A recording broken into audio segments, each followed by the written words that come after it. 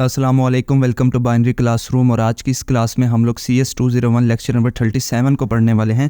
Lecture number 37 में हमारे पास simply एक ही टॉपिक है जो कि है overloading, insertion and extraction operators. Now insertion और एक्सट्रैक्शन ऑपरेटर एक्चुअली में होते क्या?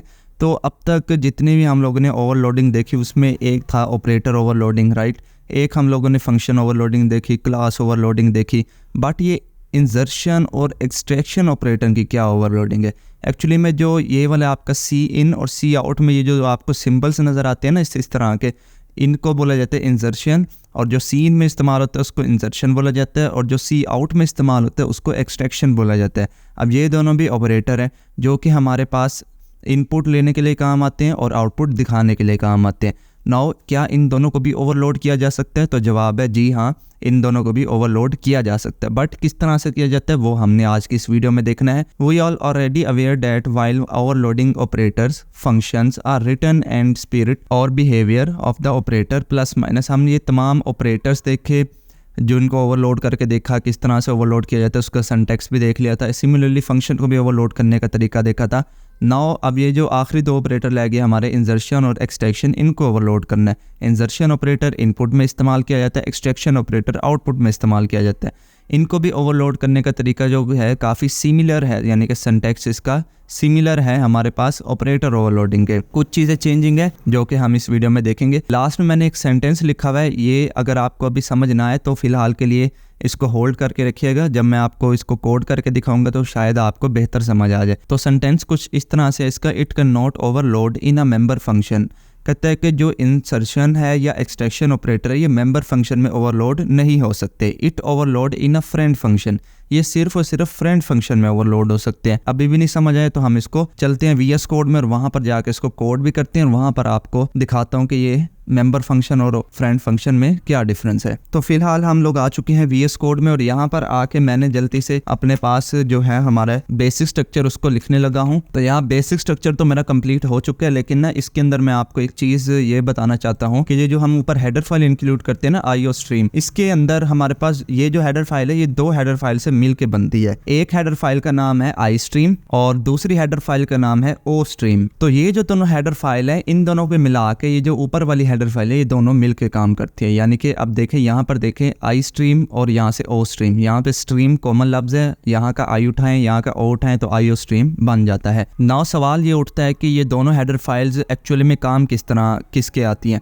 तो ये जो I स्ट्रीम है ये सी इन के फंक्शन को, जो हमारा ऑब्जेक्ट है उसको कॉल कराने के लिए काम आती है, यानी कि उसका जो कोड है वो I स्ट्रीम में लिखा होता है। जबकि जो O स्ट्रीम है इसके अंदर जो सी आउट का हमारा ऑब्जेक्ट होता है उसका जो कोड है वो O स्ट्रीम से फेच किया जाता है। तो बजाय इसके कि हम दोनों ये अलग अलग से इंक्लूड करें, हमने क्या करते हैं, हम लोग उनको एक ही हेडर फाइल में इंक्लूड कर देते हैं। तो ये आप लोगों ने बात ज़रा याद रखनी है। ये मैं क्यों बता रहा हूँ, क्योंकि ये इसी प्रोग्राम में ना ये यूज़ होनी है I स्ट्रीम और O स्ट्रीम अलग अलग से, तो इसलिए मैं ये आपको ये बात बता रहा हूँ। तो अभी के लिए फिलहाल मैं इसको कमेंट कर रहा हूँ क्योंकि मैंने ये ऊपर ये इंक्लूड कर रखी है। यहाँ पर आने के बाद मैं क्या कर रहा हूँ, एक क्लास बना रहा हूँ और क्लास का नाम जो मैं रख रहा हूँ वो रख रहा हूँ टेस्ट। अब क्लास का नाम रखने के बाद इसके अंदर हमारे पास दो सेक्शन होते हैं, एक होता है प्राइवेट और एक होता है पब्लिक। बाय डिफॉल्ट जो क्लास होती है वो प्राइवेट होती है, तो मुझे प्राइवेट का कीवर्ड लिखने की जरूरत नहीं है। तो मैं अगर डायरेक्ट या इंट एक्स लिखूँ इसका मतलब होगा कि ये जो एक्स नाम का वेरिएबल है ये हमारे पास जो है वो प्राइवेट है। अब मैं पब्लिक इसका सेक्शन बना लेता हूँ। पब्लिक सेक्शन में मैं करूँगा क्या कि इसका कंस्ट्रक्टर बना लूंगा। तो मैं लिखूंगा टेस्ट और यहाँ पर मैं लिखूंगा इंट एक्स और इसको डिफॉल्ट आर्गुमेंट दे देता हूँ मैं 0। और यहाँ पर मैं क्या करता हूँ, यहाँ पर मैं कॉलन लगाऊंगा, एक्स लिखूंगा और एक ब्रैकेट में दोबारा से एक्स लिख दूंगा और यहाँ पर इसको मैं दोबारा से कॉल कर दूंगा। तो ये भी कंस्ट्रक्टर होता है, तो परेशान नहीं होना कि ये क्या लिख दिया मैंने,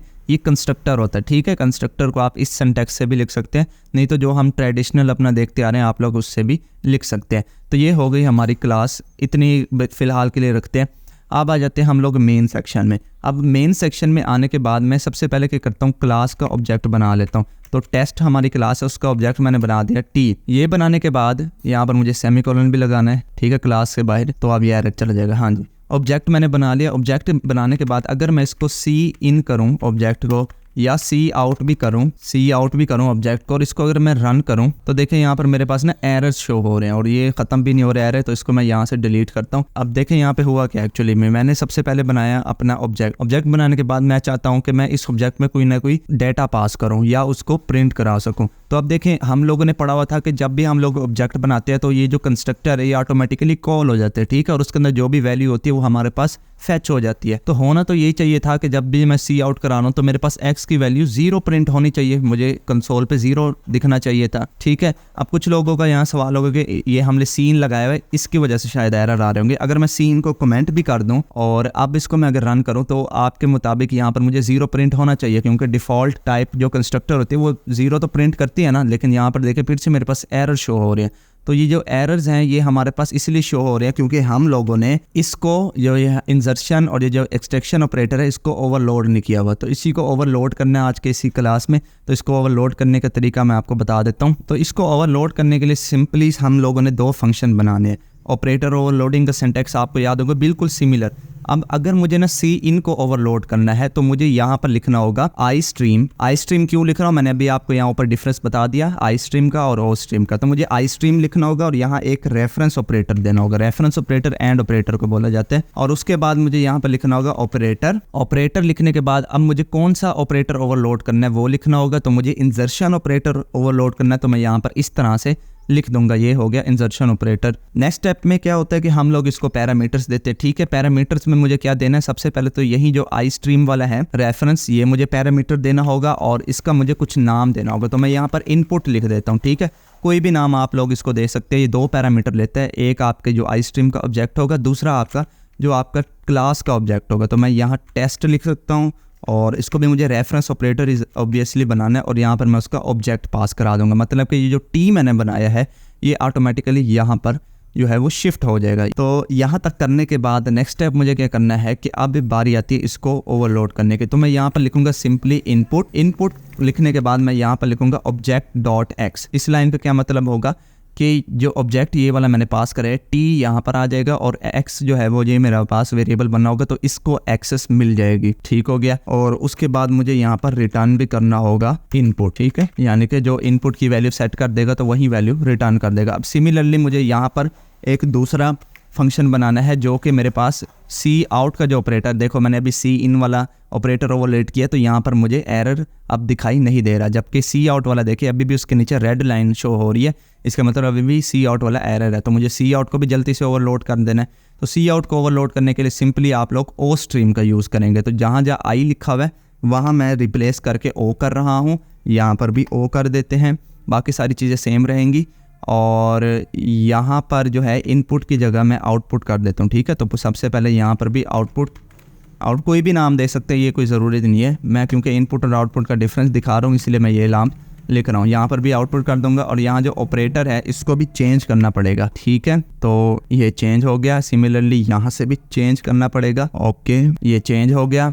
और यहाँ पर मुझे आउटपुट अब रिटर्न करना पड़ेगा, ठीक है। तो ये हो गया हमारे पास सी आउट भी ओवरलोड। देखें दोनों यहाँ पर एरर जा चुके हैं। तो ये दोनों फंक्शन बनाने से क्या हमारी प्रॉब्लम सॉल्व होगी, क्योंकि यहाँ पर मुझे एरर तो दिखाई नहीं दे रहे। तो अगर मैं इसको रन करूँ और देखूँ क्या मेरे पास ये ठीक रन होता है या नहीं होता, तो देखना अभी भी मेरे पास यहाँ पर जो है वो एरर शो हो रहे हैं। वो क्यों एरर शो हो रहे हैं, तो अभी मैंने आपको एक लास्ट लाइन बताई थी कि जो भी हम लोग ये ऑपरेटर ओवरलोड करते हैं इंसर्शन और एक्सट्रैक्शन का, तो हमें उसको मेंबर फंक्शन में ओवरलोड नहीं कर सकते, जबकि ये जो दोनों मैंने फंक्शन बनाया ये मेंबर फंक्शन है।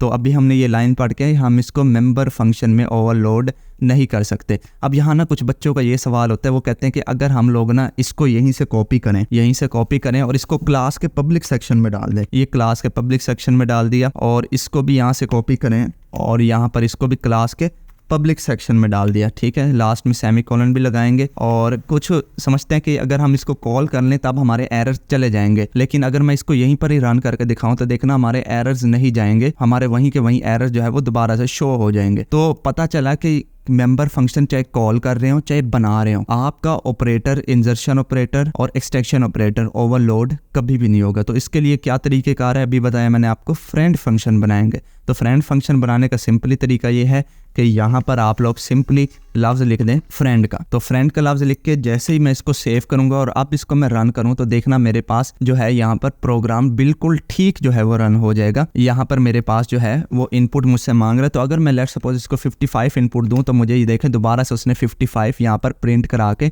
दे दिया। तो पहला 55 मेरे पास यहाँ पर सी इन का है जो कि उसने मुझसे इनपुट लिया, और जो दूसरा 55 है ये मेरे पास सी आउट का है जो कि उसने मुझे दिखाया। इसका मतलब अब मेरा प्रोग्राम जो है ठीक ठीक रन कर रहा है। तो यहाँ से पता लगा अगर आप ऑब्जेक्ट बनाते हैं और उसको डायरेक्ट ही इंसर्शन और एक्सट्रैक्शन ऑपरेटर से इनपुट या आउटपुट कराने की कोशिश करते हैं तो वो एरर देता है। तो इसका बेहतरीन तरीका क्या है कि आप इंसर्शन और एक्सट्रैक्शन को ओवरलोड करें।